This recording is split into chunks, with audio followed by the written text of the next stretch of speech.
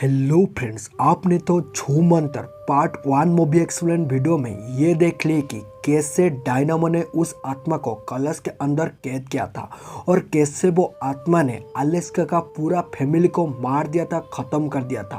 और उसके बाद आपने ये देखे थे कि ये जो स्टोरी लाइन चल रहा था वो 20 साल पहले का स्टोरी लाइन चल रहा था, लेकिन अभी प्रेजेंट में जो स्टोरी लाइन चल रहा है वो आत्मा अभी कोई सा भी कारण से मुक्त हो चुका है और उसके बाद वो पूरा मॉल के अंदर तबाही मचाने लगा है। और वहाँ पर अभी डायनामो नहीं है, डायनामो का मौत हो चुका है, लेकिन यहाँ पे डायनामो को बेटा जो कि डायनामो को नाम लेते हुए वहाँ पर आ चुका है। और वहाँ पर वो कैसे उस आत्मा के साथ लड़ाई करता है और वो आत्मा को कैसे हर दिन के लिए भगा देता है, ये अभी हमें आगे जाकर मूवी में देखने के लिए मिलेगा। और सबसे जो बड़ी बात यह है कि ये मूवी चंद्रमुखी यूनिवर्स से आता है और ये मूवी चंद्रमुखी यूनिवर्स से जुड़ा हुआ है, जो कि आपको मूवी के एंड में पता चलेगा कि ये मूवी कैसे चंद्रमुखी के साथ जुड़ा हुआ है। चलते हैं पार्ट 2 का वीडियो शुरू करते हैं। इससे पहले अगर आपने पार्ट 1 का मूवी एक्सप्लेन वीडियो नहीं देखे हैं तो पहले जाकर उसको आप देख लो ताकि आपको ये वाला वीडियो समझ में आए। चलते हैं बिना बकचोदी के शुरू करते हैं। डायनामो ने अपने पूरे शक्ति को इस्तेमाल करके वो आत्मा को एक कलश के अंदर कैद कर देता है, लेकिन यहाँ पर वो आत्मा जाने से पहले क्लेथेरिन का भी जान ले लेता है और यहाँ पर डायनामो को भी मौत हो जाता है। और यहाँ पर हम लोगों को प्रेजेंट सीन दिखाया जाता है, जहाँ पर हम लोग को ये पता चल रहा था कि अभी तक जो हमने सीन देखते हुए आ रहे थे वो 20 साल पहले का सीन था। कैसे वो आत्मा ने अलेक्सा का पूरा परिवार का जान ले लिया था और यहाँ पर डायनामो का जान ले लिया था, लेकिन यहाँ पर प्रेजेंट सीन दिखाया जाता है जहाँ पर डायनामो का बेटा जिसका नाम गौतम होता है वो अपना पूरा टीम को लेते हुए वहाँ पर आ चुका होता है। और यहाँ पर वो आने के बाद पहले वो घर का सीन दिखाया जाता है, वो भूतिया हाउस का सीन दिखाया जाता है जिसके अंदर उन लोग जाके रहने लगते हैं। लेकिन यहाँ पर जो उनका टीम का मेंबर होता है उनमें एक लड़की होता है जिसका नाम आकांक्षा होता है। वो वहाँ पर बैठे हुए हॉरर मूवी देख रहा था जिसको देखते हुए नकुल को बहुत ज़्यादा डर लग रहा था। इसलिए नकुल ने बोलता है कि तू इतना भूतिया घर के अंदर तू ऐसा भूतिया चीज़ कैसे देख सकता है। लेकिन यहाँ पर आकांक्षा बोलता है कि मुझे ऐसा कोई डर नहीं लग रहा है, मैं यहाँ पे देख रहा हूँ, अगर तुझे कुछ लगता है तो तू यहाँ से जा सकता है। और यहाँ पर नकुल वहाँ से चला जाता है, लेकिन यहाँ पर हम लोग को ये दिखाई देता है कि वहाँ पर कमरे का लाइट ऑफ और ऑन होने लगता है। और यहाँ पर जो वो स्टोर रूम था वो स्टोर रूम का दरवाजा भी खोलने और बंद होने लगता है। और ये सारे चीज देखते हुए आकांक्षा स्टोर रूम के अंदर जाने का कोशिश करता है। जब वो उस स्टोर रूम के अंदर जाता है तो वहां पर उसको ये दिखाई देता है कि अलेक्सा का आत्मा और अलेक्सा का माँ का आत्मा वहां पर खड़ा हुआ है। और ये चीज देखते हुए आकांक्षा ने बहुत ही जोर से डर जाता है और वहां से बाहर निकलने लगता है। और जब वो बाहर निकलने लगता है वहां पर वो क्लेथेरिन का आत्मा को भी देखता है जिसके ऊपर मिस्टर मुर्गन का आत्मा हावी हुआ होता है। और ये सारे चीज़ देखते हुए वो बहुत जोर से चिल्लाने लगता है। और यहीं पर हमें ये दिखाई देता है कि वो ये सारे चीज़ को सपना में देख रहा था और उसका सपना टूट जाता है। और वहाँ पर डायनामो जो कि गौतम आता है और उसके पास आके उसको समझाता है कि नहीं, अभी यहाँ पर सब कुछ सही चल रहा है। यहाँ पर हमें अगले दिन का सीन दिखाया जाता है जहाँ पर डायनामो ने पास वाले गाँव में गया होता है क्योंकि वहाँ पर जानकारी लेने के लिए कि इस मॉल में आखिरकार हुआ क्या था। तो वो वहाँ पर जाता है, कुछ लोगों से पूछताछ करता है, लेकिन वहाँ पर उसको एक आदमी मिलता है जो आदमी वो मॉल के बारे में उसको सारे चीज़ पता हुआ होता है। और यहीं पर ही वो मॉल का बैक स्टोरी शुरू हो जाता है जहाँ पर वो आदमी ये बताता है कि वो मॉल पहले एक ब्रिटिशर का था जो कि यहाँ पर एक इंडो ब्रिटिशर ने आया हुआ था और यहाँ पर आके रुका हुआ था। लेकिन वहाँ पर वो ब्रिटिशर ने ये गांव वाले के ऊपर बहुत ज़्यादा अत्याचार कर रहा था और उनके पास लूटपाट कर रहा था। लेकिन यहाँ पर उसको एक लड़की पसंद आ जाते हैं जिसका नाम मुर्गन थी। तो यहाँ पर वो लड़की को वो प्यार तो करता था और उसको पसंद भी करता था, लेकिन यहाँ पर वो लड़की भी उसको पसंद करने लगती थी। लेकिन यहाँ पर जो वो ब्रिटिशर थी उसको वो लड़की सच में पसंद नहीं था, उसको ये चाहिए था कि वो लड़की का संपत्ति, क्योंकि वो जो लड़की थी वो एक जमींदार की बेटी थी और उसके बाद बहुत सारे संपत्ति थी। और वो ये भी सोच रहा था कि अगर मैं ये लड़की को पटा लेता हूँ तो और ये जमींदार का दामाद बन जाता हूँ तो यहाँ पर मुझे गांव में लूटपाट करने के लिए कोई भी रोक नहीं सकता था। इसलिए वो उसको शादी करता है और उसके बाद गांव में और भी अत्याचार करता था और वहाँ से बहुत सारा लूटपाट करता था। और यहाँ से जितने सारे लूटपाट करता था वो बाहर देश में लेता था, उसको बेचने के बाद वहाँ से डायमंड खरीद लेता था। और सबसे बड़ी बात ये होता था वहाँ से जितना भी गोल्ड वगैरह लूटता था उनमें से कुछ गहना अपना पत्नी को दे देता था।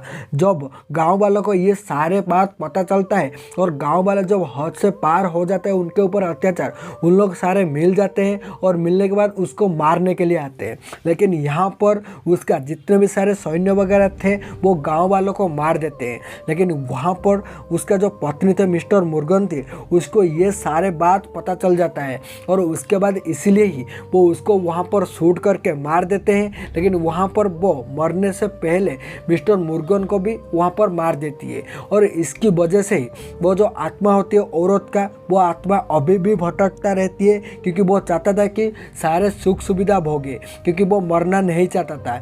इसलिए वही महल के अंदर ही ये दोनों मरने के वजह से ही वहाँ पर उनका आत्मा भटकता रहता था। और सबसे बड़ी बात वहाँ पर जो आपको स्टोर रूम दिखाया गया है वो स्टोर रूम के अंदर बहुत सारा खजाना है जो कि वो ब्रिटिशर ने लूटा हुआ था और उसके अंदर रखा हुआ था और वो अभी तक भी सेफ ही रखा गया है। और यहीं पर हमें दिखाया जाता है कि डायनामो को सारे बात पता चल चुका था। तो यहाँ पर डायनामो वही हवेली के अंदर आता है और वो खजाना को ढूंढने लगता है। लेकिन हवेली के अंदर उसको कहीं पे भी खजाना नहीं मिलता है, सिवा कि वही स्टोर रूम को ओपन नहीं किया था, क्योंकि वो स्टोर रूम का चाबी नहीं मिल रहा था। तो इसलिए वो एक डुप्लीकेट चाबी बनाने वाला अल्ली को बुलाता है जो कि उस स्टोर रूम का चाबी खोलने के लिए कोशिश करता है। लेकिन हमें यहाँ पर यह दिखाई देता है कि उसे एक अनजान शक्ति ने वही स्टोर रूम के अंदर खींच लेता है और वो जैसे तैसे करके वहाँ से भागते हुए बाहर निकल जाता है। और यहाँ पर वो डायनामो को ये बोलता है कि यहाँ पर बहुत बड़ी आत्मा है जो कि मुझे लगभग मारने वाला, लेकिन मैं वहाँ से जैसे तैसे करके बच गया हूँ करके। तो यहाँ पर हमें ये दिखाई देता है कि ऑलरेडी वो घर हॉन्टेड होता है, इसलिए डायनामो ने ये बोलता है कि हमें इस घर को शुद्धि करना पड़ेगा, उसके बाद हम लोग उस स्टोर रूम को खोल सकते हैं। तो इसलिए वो रिचुअल में लग जाता है, पूजा पाठ करने लगता है। लेकिन यहाँ पर हमें ये दिखाई देता है कि जो आरजे होता है, आरजे के अंदर एक आत्मा आ जाता है जिसकी वजह से आरजे बहुत ज़्यादा खतरनाक बन जाता है। वो पहले आकांक्षा को गले दबाने लगता है और नकुल को भी मारने लगता है। लेकिन यहाँ पर डायनामो जाता है और उसके पास से आकांक्षा को बचाने लगता है और यहाँ पर वो आकांक्षा को बचा लेती है। लेकिन यहाँ पर आरके के अंदर से वो आत्मा चला गया था और यहाँ पर आरके ये बोलता है कि मैं ये सब कुछ नहीं कर रहा हूँ, मेरे अंदर कोई ऐसा आत्मा आकर के ये सारी चीज़ को कर रहा है। और वो बहुत ज़्यादा रोने लगता है। लेकिन यहाँ पर अचानक ही एक हाथ बाहर निकलता है जो कि आरजे को अंदर खींच के ले जाता है और आरजे ही पर ख़त्म हो जाता है। लेकिन यहाँ पर ये सारी चीज़ होने के बाद आकांक्षा फूट फूट के रोने लगता है और बहुत ज़ोर से रोते हुए ये बोलने लगता है कि ये सारे जो कुछ हो रहा है वो मेरी वजह से हो रहा है।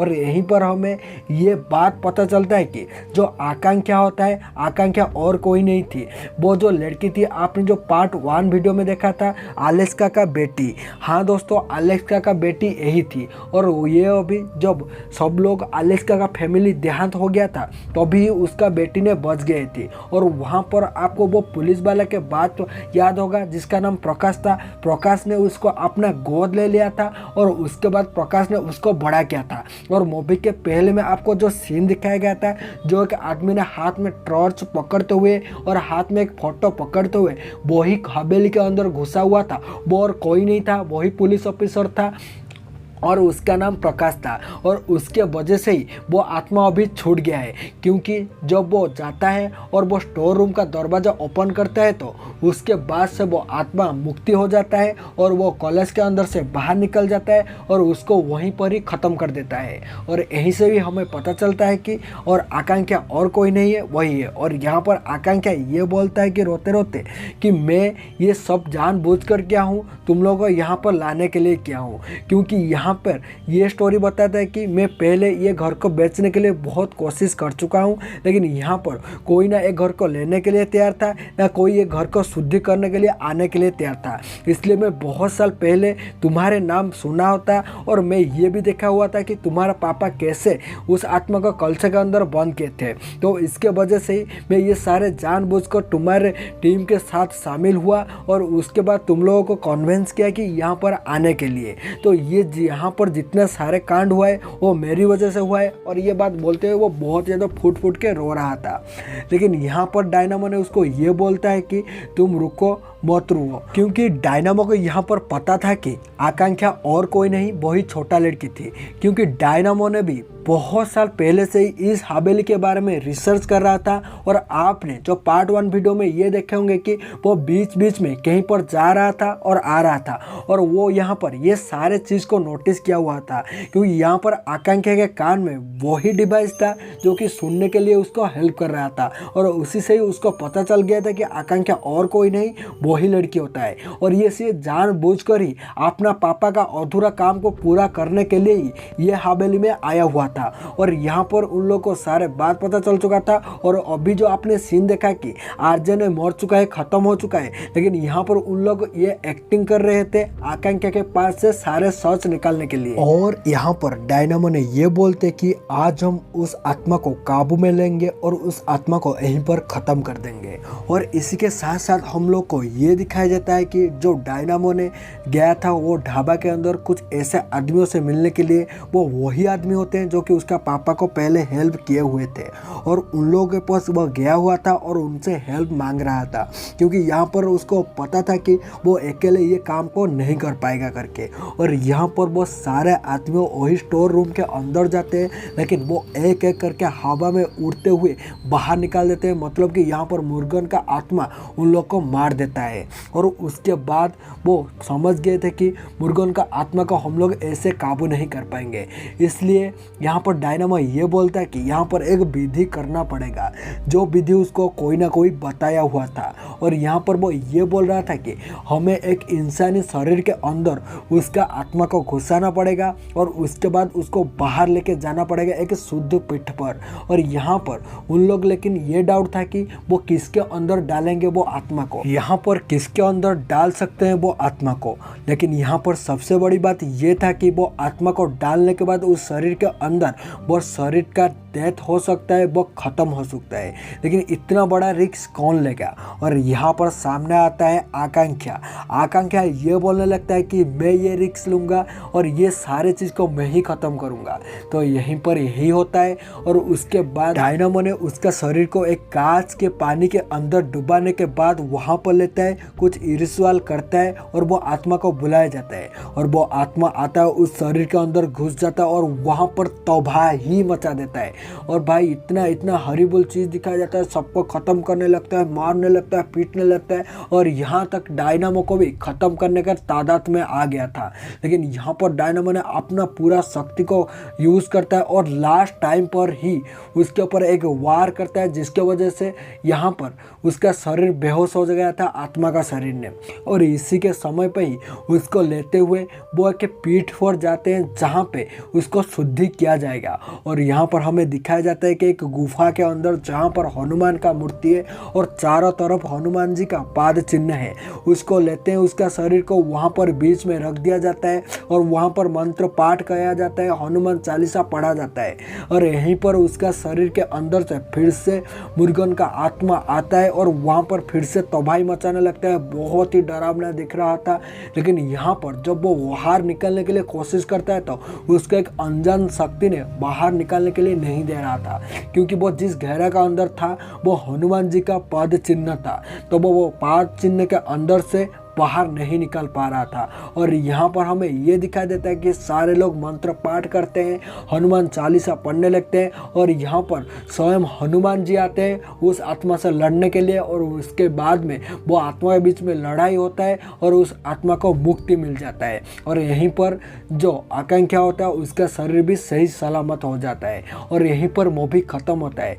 लेकिन मूवी ख़त्म होने से पहले हमें एक ऐसा हिंट दे के जाता है जो कि चंद्रमुखी यूनिवर्स से जुड़ा हुआ होता है, क्योंकि यहाँ पर उसका कैप्टन का एक कॉल आता है जिसके अंदर एक आदमी को कॉन्फ्रेंस में रखा गया था, जहाँ पर हमें यह पता चलता है कि वो आदमी का नाम था रामचंद्र जी, जो कि उसको ये विधि करने के लिए बोले हुए थे, क्योंकि उनको पहले से ही पता था ऐसे आत्मा को कैद करने के लिए हम साधारण विधि से नहीं कर सकते हैं, उसको स्वयं हनुमान जी ने ही काबू में ले सकते हैं। और इसके वजह से ही उन लोग ये सारे रिचुअल किए थे।